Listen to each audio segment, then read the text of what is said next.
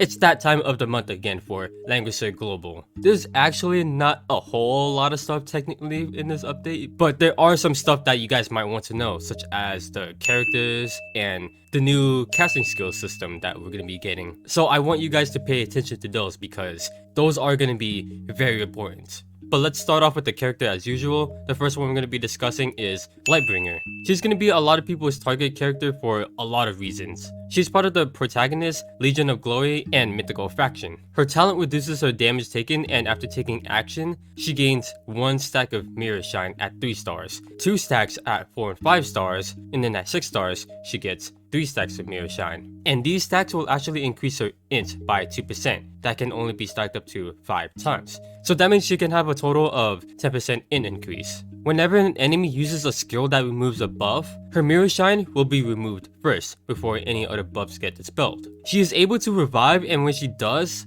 she'll get more stacks of Mirror Shine. Now you guys are starting to see why people will be pulling for her. So let's say she has like 5 stacks of Mirror Shine and gets attacked by like Sword Soul. Sword Soul is a skill that dispels 5 buffs. So that means all those Mirror Shine will be gone. But if she has 3 stacks and gets hit with Sword Soul, she will lose those 3 stacks of Mirror Shine first, and then 2 other buffs on her will be dispelled. But there's more reason to get her other than her talent. Oh, and you will need Emperor Lovina for her toughness bond and Saint of the Ark for her strength bond. If you have Saint of the Ark, then that should be just good enough since Lightbringer is a tank.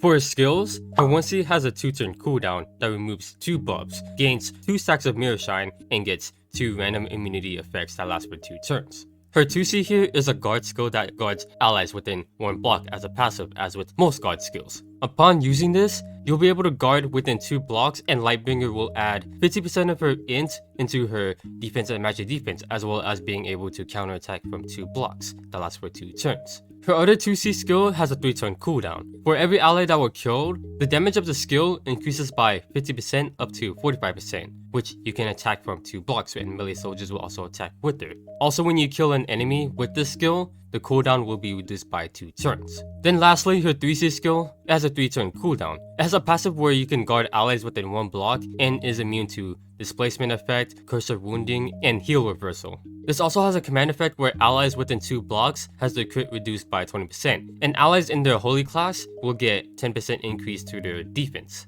When using this 3C, guard range will increase by 2 blocks and command range will increase by 3. She adds 50% of her int into her defense and magic defense and is able to counterattack within 2 range. She will also essentially buff herself up and anyone else that are in the holy class. Now she is the first character that has a faction buff in a sense, that buffs up those in a specific class type, which is holy. So this opens up quite a bit of different options for team optimization, and you will especially see this in Apex Arena the most. So you'll see people switch to Holy Lucretia, Holy Light of Genesis, and even Holy Kaira. She is a pretty good counter against Elwyn as well, since Elwyn is all about damage and dispelling buffs. But honestly, with the way how PvP is right now, tanks die off pretty fast, or other characters will just get overwhelmed by AoEs, especially now that most people will have Odin Max upgraded, since that component offers a whole bunch of attack. But even then, that doesn't mean she won't be useless because of that reason. She can be pretty good for PvE as well, especially if you're new to the game, thanks to her being a protagonist and all. So if you have Matthew's faction buff, then you're pretty good.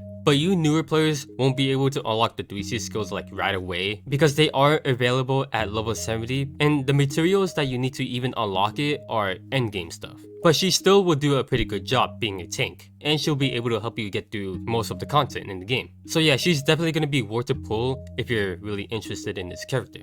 The second character we got is Adankelmo. She's definitely going to catch some Apex players' attention, including myself as well. She's part of the strategy, Nelis, and mythical faction. Her damage dealt increases up to a max of 30% when at 6 stars. After she ends her turn, she can select 2 tiles to place her gates. And I'm pretty sure the range in which she can place them are like within 3 blocks of her, or it could actually be 4 blocks of her. I can't remember, but it was somewhere around those. But whenever an ally moves onto this gate, they will be teleported to the other gate, and when an enemy is within 3 blocks of this gate, they receive 1 debuff. These gates actually does last for 3 turns, and you'll need to wait 5 turns before you can use these gates again when at 3 stars. For 5 stars, it'll be 4 turns, and then at 6 stars, you'll need to wait 3 turns to use them again. The gate has a higher terrain priority, and each ally can only teleport onto these gates 1 time only for each turn. And when the gate is actually active on the field, then Adankelmo gets 2 extra range. Now, I want you guys to listen very carefully when I say this. The thing about her gate and all the teleporting and stuff, whenever an ally does teleport from one gate to the other, they will not act again. I repeat, they will not act again. All will happen is that they'll just teleport and they won't be able to do anything till the next turn. However, characters with act again skills like strike, chivalry, and aim and all that stuff will make very good use of these gates, since they can use those skills on the first gate and then be able to move again on the second gate. I just want to be very clear on that, just so you guys know. For her bonds, she will need Archon for her toughness bond and Lostam for her strength bond. For its skills, her 1C is a passive that increases her int and defense, and any allies that teleport on the gate will get damage taken reduced by 15% for 1 turn. Her 2C has a 2-turn cooldown that attacks an enemy. If her own gate is within 2 blocks of her, then her damage dealt increases by 20% and is able to restore 20% of damage dealt as HP, and then is able to move again by 2 blocks right after. Then finally, her 3C, which has a 4-turn cooldown. It has a passive whereas if she has not attacked an enemy and is on a friendly gate, then she can move 2 blocks to attack, and buffs on her will not lose their turn duration. And her act again effect will have a 2-turn cooldown before it can be used again. This 3C is an AoE skill that can be used on herself or on her gates, which will have a 4 block range that gives 2 random debuffs and a special debuff called Falsehood, which might change for global. But what it does is that when an enemy ends their turn within 3 blocks of the gate, they'll get 2 random debuffs which cannot be dispelled, that lasts for 2 turns. And if this 3C hits 3 more enemies, then the cooldown is reduced by 2 turns.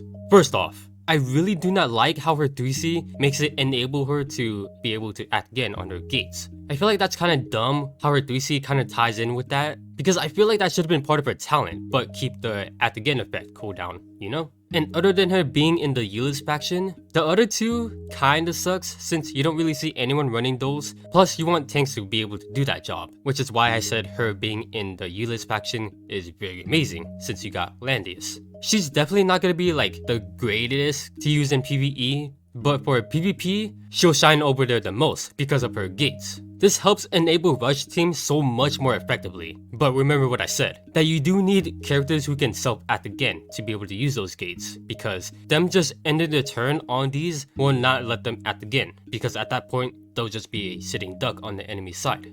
And if I'm gonna be honest, that's all she's ever really used for. She does have another AoE skill, Black Hole, so that you aren't really relying on her other AoE skill, which is her 3C. Oh, and her being at 6 stars allows her to keep constantly being able to put up the gates on the field. And keep in mind that she only gets 2 extra range whenever those gates are up. Lots of cons about this character, but the thing about Rush is that you're typically trying to end the battle quickly so that you're making good use of the buffs that you have, the effects, and everything else like that before it wears off usually. And as usual, we got 2 exclusive equipment. The first we got is Carolian, which is a helmet that gives 5% increase to your HP and defense. Her talent span increases by 1 range, and the mobility decrease she gives lasts an extra turn. For every 1 block that she moves, her crit rate and damage dealt increases by 2% up to 10%. This is a really good pickup for those who still use Carolian, especially for PvP. I know I'm one of those that still does, so I'm definitely going to be getting this, because having that mobility down on the enemy that lasts an extra turn rather than having it being 1 turn is definitely going to really help out a lot. And not to mention having a little bit more damage as well. The second exclusive equipment is for Tiaris, which is also a helmet that gives 10% HP. When she uses a single target skill onto her teammate, she pretty much gives them attack blessing that only lasts for 1 turn. Another really amazing one that you should definitely pick up, although I would say this first, is that if there are any other characters that need their exclusive more, like let's say Sherry, which can let her revive, and it's pretty much required for her to unlock her SP form, then I'd recommend doing those first if you still use those characters before you think about getting Tiaris exclusive equipment. As for new content, we got part 3 of the component stages, which is endgame stuff. There's also the Forbidden Battleground, where you should be able to get Lewin and Narm SP stones. and a new Secret Realm stage, which is called The Way of the Lost. Someone else already made a whole video dedicated about this whole thing, and I'm sure you guys already know who he is. So I'm gonna leave a link to his video in case you guys are curious or didn't understand anything I'm about to say. But I will still explain what I know in case you guys are here to listen to what I have to say, or if you're here just for me, which I very much appreciate it. You guys are too kind. Anyways. So when update does go live, you'll be taken to the hero's equipment menu when you reach level 55. And on the bottom right, you'll see this icon right here. When you click on it, it will show you these other icons showing the weapons, armor, helmet, and accessory. Now, some characters may have 2 weapons and some may only have 1. And that's because of the different class types they can be. However, the weapon icon that you're using for that class type will be larger than other. So for example, Almeda has 2 different main path class, a mage class and a holy class. Right now in this picture, she's in her mage class, so the staff weapon icon is displayed the largest since that's what they use. So if you use the materials to upgrade her weapon on this new enhancement menu, she'll be able to benefit from the stats on that staff as long as she's in her mage class. But let's say you switch her to her holy class, the weapon icon that will be displayed the largest now is the hammer. So she'll lose the stats that comes off from her mage class since now that she's in her holy class. And that same concept should apply to the other icons since different classes will sometimes have different equipment icons.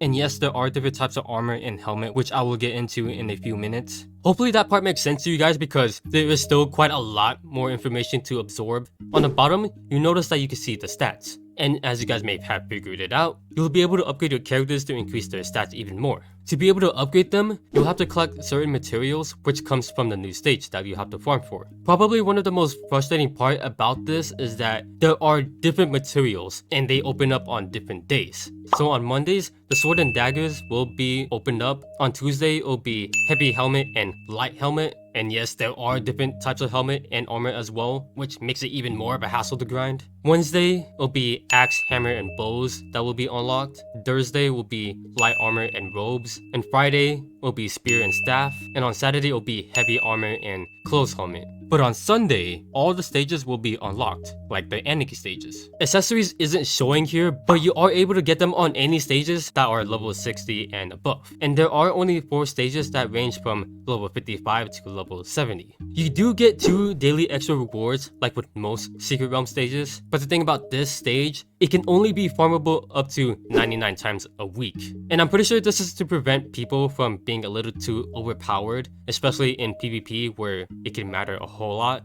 So be sure to plan things out and farm the materials for characters that you'll use the most first. And the last thing to talk about is the casting skills, which is only unlockable to some characters, and each month, more and more characters will start to have them. You will need 12 of the brilliant ribbons to get them. And the way how you get them is not by the new stages, but by doing Thomas trials. And you have to clear the S ranks levels and above. There will be 3 requirements to unlock them first. 1. You gotta have the casting patterns to be at level 5, which is just you upgrading the equipment on the new enhancement menu.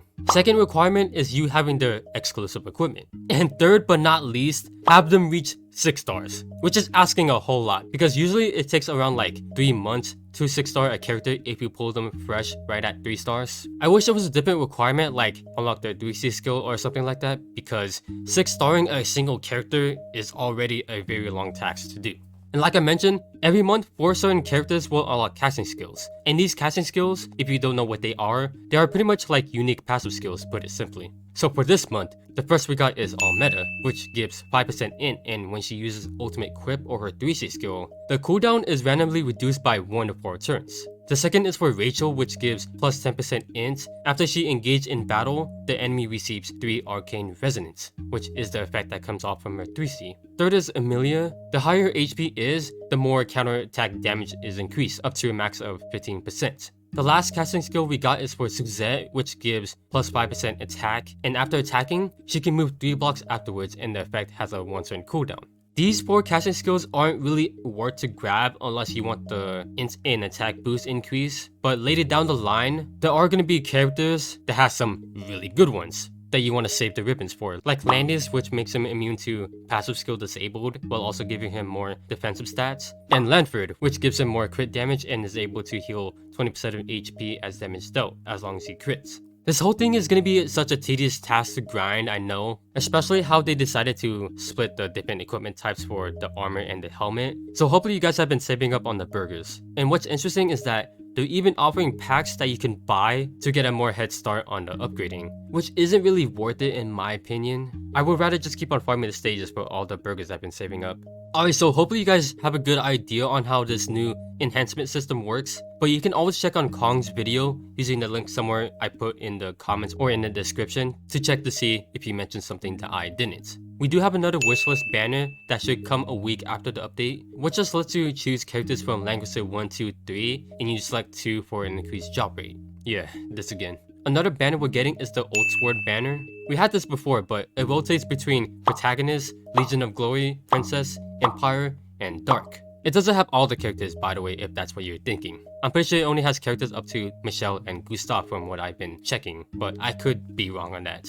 For new skins, we got the Echo of Light for Lightbringer. Now this is a pretty cool one, I really like this design a lot. And the other Echo of Light is for Adankelmo, and I'm not sure what the design is supposed to be. Oh wait, is this supposed to be a wedding dress? Cause there's a gown behind her. That's what I'm assuming that's what the design is supposed to be, but it's a really nice skin though that I would honestly go for. In this store, there's this Patsai skin, which should cost 118 skin vouchers. That's how it was in CN, but global, it might change it to 188, or we might not even get it at all, because you guys know how global is. And if you guys haven't already noticed, we do have the Season 11 Champion skin for Mario already in store. You guys can already check that out. And the free skins in Season 12 Apex Arena is for Layered when you reach Gold, and the Soldier skin for the Mechanical Knights when you reach Silver. You can already see them right now as of this time of recording, but I figured I should just mention them just in case, so I'm not really missing anything. Then finally, the Machalada skin at the end of the month will be for Curtis. So if you want to spend crystals getting the skin, then by all means go ahead.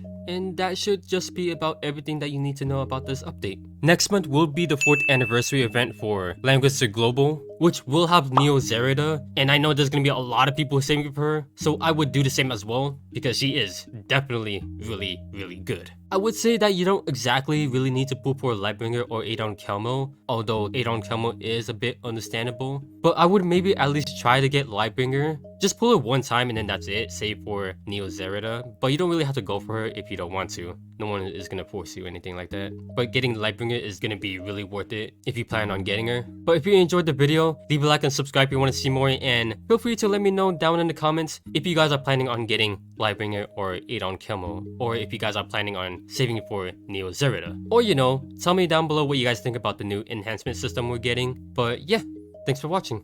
Your fellow Z.